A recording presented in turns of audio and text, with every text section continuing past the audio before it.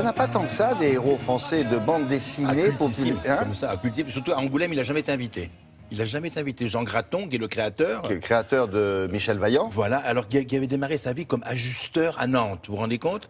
Et puis il a inventé ce personnage quand il a présenté ça aux gens. Un pilote automobile, ma parole, mais qu'est-ce que tu vas en faire? Une fois qu'il aura fait 3 fois le tour du circuit, c'est fini, il va rien faire. Ça. Et le génie de Jean Graton, c'était de pimenter l'histoire. Il l'a mis dans une famille, il l'a mis avec une très belle demeure, un peu gentilhommière provinciale, la Jonquière, et des zizanies un peu policières, un peu sentimentales tout avec autour. ses concurrents. Avec les concurrents, au sein même de ça. Il y a le père, il y a le maman Vaillant, il y a le pépé Vaillant. Il y a une vraie famille qui vit. Alors, ça a eu beaucoup de succès au début. En 57, c'était des petites histoires qui faisaient 4 pages. Comme test, ça a très très bien marché. C'était publié à l'époque dans quoi? Tintin. C'était Tintin. Hein. Alors c'était Tintin. À l'époque, il y avait Tintin et Spirou. Voilà, Tintin. Alors maintenant, c'est passé aux éditions Dupuis. Le premier album est sorti en 59. Il y a 70 albums qui existent. Ancienne façon, alors pourquoi on s'intéresse à eux? Parce que c'est la semaine de la bande dessinée, effectivement, mais parce qu'il y a eu 70 albums sous la houlette de Jean Graton, qui est décédé. Son 3e fils est le scénariste d'une nouvelle série. Maintenant, c'est si j'ose dire, Michel Vaillant New Style, par un nouveau dessinateur, avec des nouveaux scénaristes. C'est un peu une façon un peu plus moderne, adaptée, parce que... Quand ça a été publié, nous sommes dans les années 60. C'est-à-dire que les modèles des voitures, c'est les modèles de ces années-là. Aujourd'hui, le fils, donc, ce sont quoi, avec les Formule 1 d'aujourd'hui? Oui, tout à fait. Alors, et on voit comment, parce que l'automobile a pris une place importante dans la société française, et l'art de cette bande dessinée, c'est qu'elle raconte ça. Comment une époque. Voilà, une époque, comment on voit évoluer les circuits.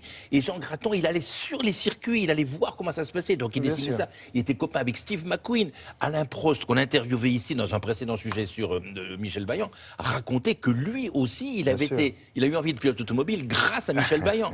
Et alors, dans la bande dessinée, on voit François Sever, on voit Jackie X, on voit des personnages, on voit le prince de Monaco qui assiste à des courses automobiles. Donc, il y a une emprise sur la réalité. On voit Paul Belmondo. Donc, nous sommes allés rencontrer dans les bureaux des éditions Dupuis. Il y a un très très beau livre qui sort donc aux éditions hors collection, et les albums ils sont édités chez Dupuis. Donc, Philippe Graton et Olivier Schmitz, qui est le journaliste qui a fait une bible formidable sur Michel Vaillant.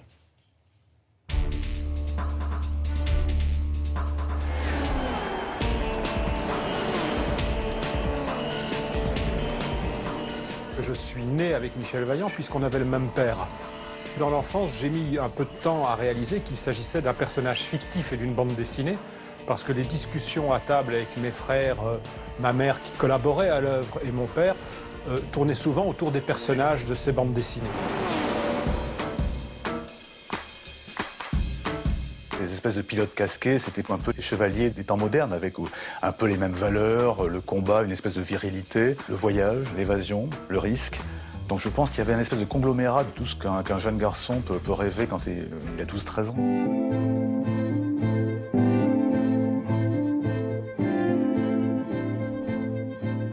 Dans la BD, habituellement, les héros sont tout seuls et sans attache. Michel Vaillant, dès le départ, il est encadré d'une famille, les femmes ont un rôle important et le lecteur s'y attache. Ça répondait au départ à un véritable manque de la part de mon père, de l'auteur Jean Graton, qui se retrouve très jeune orphelin et qui idéalise totalement la famille. Il donne à son héros une activité de pilote de course, ce dont lui rêvait sans doute, ce qui était inaccessible à l'époque pour quelqu'un venant d'un milieu modeste. Et je pense qu'on dessine ce dont on rêve.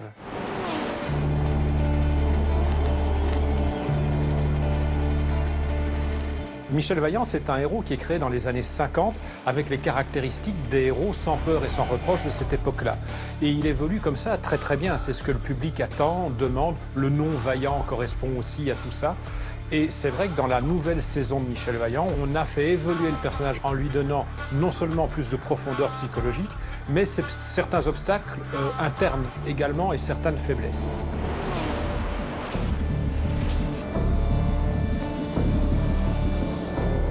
Michel Vaillant, au départ, dans un sens, a beaucoup d'influences qui viennent du monde réel de la course, puisqu'on s'inspire des vraies courses, des vrais pilotes, des vrais circuits. Et puis, petit à petit, l'œuvre a une influence sur le milieu de la course automobile. J'avais posé la question à Alain Prost en disant « Mais quel est le rôle exact qu'a joué Michel Vaillant dans ta vie ?»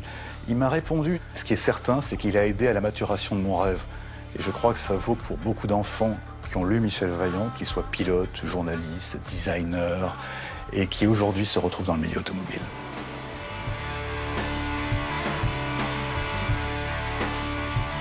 On peut donc dire qu'aujourd'hui, le monde de l'automobile ou du sport automobile ne serait pas le même s'il n'y avait pas eu Michel Vaillant. Voilà. En tout cas en France. Bah, tout à fait. Alors donc il y a ce livre donc aux éditions hors collection, la biographie de Michel Vaillant et Jean Graton réunis. Il y a tous les albums qui pressent aux éditions Dupuis. Ils ont fait aussi des art strips qu'on voit peut-être, vous savez, il y a 18 modèles d'art strips qui sont tirés à 30 exemplaires, qui sont des vignettes de la bande dessinée, et ça a beaucoup de succès. Et alors je voulais vous dire, ça va vous amuser aussi, que dans Le Vieux Crocodile, Michel Vaillant, Ice Blue, Aquavelva, le beau look, comme ça quoi, il y avait un autre héros qui s'appelait Bob Moran. Vous connaissez Bob Moran? C'était des petits romans. Et alors ils avaient fait les bandes dessinées de chez Bob Moran au Lombard, et maintenant, regardez l'allure, ils ont relooké Bob Moran, comme est relooké pareillement Michel Vaillant, pareillement Ice Blue, Aquavelva, un berbe impeccable dans la savane, et maintenant, poilu, il sent mauvais, voilà. Poilu 3 jours, pas plus. Ouais, c'est beaucoup de boulot. voilà, Hein, mais voilà, mais c'est la nouvelle bande dessinée. Je rappelle qu'il y a le salon de Angoulême et que on l'a dit tout à l'heure, il n'a jamais été invité, Jean Graton. Donc c'est bien qu'on parle de lui cette semaine. Voilà. Merci beaucoup, Avec madame, plaisir. monsieur. Ce qui va suivre tout à l'heure dans ce programme va